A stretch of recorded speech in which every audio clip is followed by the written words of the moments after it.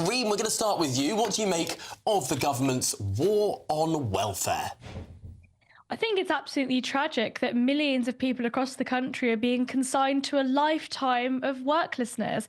There are thousands of people that are my age, they're in their early 20s, that are being told at such a young age that forever that they are not able to work and that they're going to be consigned to that lifetime of worklessness. There was a really interesting report by NHS Confederation and Boston Consulting Group that found that between 2021 and 2022, 63,000 people went from being economically inactive because they were students to then being economically inactive because they were signed off on long-term sickness benefits. Now, the reason why I think this is so tragic is because A, we are all paying the highest taxes since the Second World War. We are spending huge amounts of money on people that could be working that aren't. But really the fundamental point here is that this is a waste of human potential. There are millions of people across the country that absolutely could be working, that could be contributing, that could be doing something with their lives, and yet the system has incentivized them not to. Now, I don't think that all of these people are lazy. I think it's basic incentives. If you're being told by the state, we know that you are depressed or you have anxiety, but you know what? We won't let you work. You can just stay at home. It's going to make their mental illnesses so much worse. And it's a bit of a self-fulfilling prophecy. If you're being told that, it's going to make you worse in terms of your own mental illness. And it means that so many people are just being trapped in this welfare system and unable to work. Now, I think that is the real tragedy. OK, Reem, let's turn to Curtis Daly. Curtis, are you comfortable with the number of people who are currently languishing on welfare? Well, I reject your framing of the question, and what Reem said is completely untrue. PIP has a 0% fraud rate, personal independent payments, 0%. Now, a woman named Georgia... How do you know that, Curtis? Curtis, how do you know that? How do you know that? Let me finish. I'll let you speak. No, I need the evidence to back up that claim, because that is a bold claim, Curtis. A woman named Georgina, who has MS, she went on the BBC and explained she will lose £200 per month. Now, let's look at the details of the policy, because there's facts that I care about here. Curtis, so do I. Where's the evidence that there is a 0% fraud? Do not interrupt me, because I've not interrupted you. Labour have introduced a score method to see if people are eligible for PIP. One of the examples is bathing. So you need to score 4 points in order to be eligible for PIP. There is an entire document of these questions for applicants.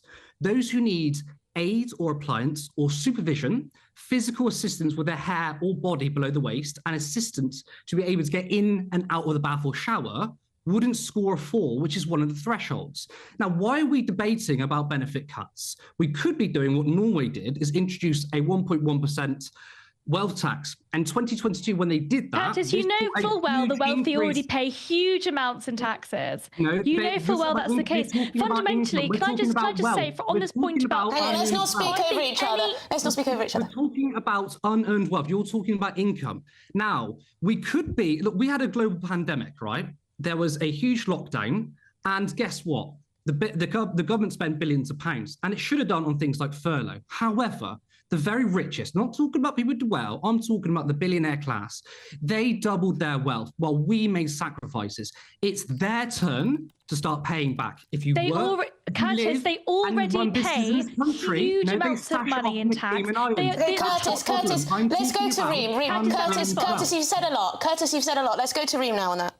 Curtis, we already, the top wealthy, top 1% already pay about a quarter of the total income that the Treasury receive. So ultimately, they're already spending huge amounts of money. I would say, by the way, forget about the money in this situation, although I think it's really important. Do you think that any system that classifies a quarter of the working population as disabled is working? How do you think it's okay for millions of people in their 20s to be told, if you have depression or anxiety, you are unable to work and then not be receiving that kind of support?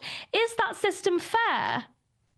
Do you think it's fair that people with MS will lose £200 a month? And those examples I gave you, because I'm not talking about broad rhetoric here or hyperbole. I went through the details. It's not rhetoric. 3 million people is the stat. It's the facts. 3 million people. Those who can't get in and out of the shower without supervision could potentially see a cut. Are you happy about that? To be honest, you're talking about the potentials here. Those particular people that need it will not. The point that you have this view because you work for the IEA and we don't know who funds them. I suspect it's the oil industry, it's the private insurance companies. Right. So do you want to respond to my actual arguments rather than accusing me of something?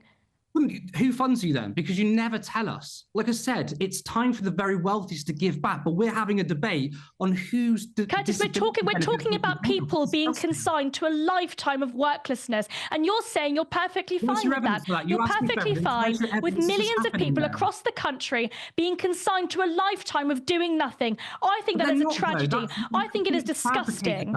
You've absolutely made it up. You pulled that out of nowhere. I'm talking about the policies. 2.8 million people. I've literally gone through the policy document, right? People are going to lose money when they should be getting PIP. So are you happy that because you think there's this amount of people who are pretending to sponge off the welfare state that we should be attacking people? I absolutely, can I just say, I have not said that any of those people are sponging off of the welfare state. I think they're probably, let me finish, because you're putting words into my mouth. There probably are people that are lazy, that aren't working, but I think the majority of people that are on long-term sickness benefits are genuinely ill. They have mental illnesses. They might be depressed. They might be anxious. But where is the evidence that the best thing for those people is to be consigned to a lifetime of idleness? There is no evidence for that. Work gives you structure. It gives you purpose in your life. Why do we support a system? Why do you support a system? Let me finish my point. Why do you support a system? For a pittance, Curtis, we can't just talk over each other. You did it to me, so I let you finish first, and you done it to me, so I'm now doing it to you back. There are jobs out there, precarious work, low pay, and you're telling me work makes you happy when you go and work for Amazon for 16-hour days. It's very easy to sit in a studio and say that. Now, I'm not saying there are 800,000 vacancies in the hospitality and retail sector. There are more people on welfare than there are job applications. There aren't enough jobs out there. What I'm trying to tell you is 800,000 vacancies, Curtis. I don't want people to be consigned to being on benefits their entire life, but we're talking about people. But the system you support does. So if you were condemning the government that they're attacking the very poorest in society rather than looking at the very wealthy, I would welcome that. That if you Curtis, may I just ask you one question before we leave this? How many billionaires do you think are in the United Kingdom? What's the relevance of how many billionaires? Because you're talking about how the billionaire class, you spoke about the billionaire class need to be taxed more to pay for the welfare state. How many billionaires do you think are in the United Kingdom? We need to be. And don't Google it. How many? Because there are 165 as of last year, down from 177 the year before. Yeah. So I'm just questioning whether the billionaire class will be able to pay for everything you want, Curtis. I'm trying to tell you, we need to be going not for income taxes. We should be taxing wealth, not work. I'm talking about. And then the next year there'll be less wealth to tax. Curtis Daly, thank you very much indeed. And Reem, Ibrahim, a very spirited debate. I'm sure our viewers will take points from both of you. Thank you very much indeed. We'll have to have them both back. I mean, that was cracking.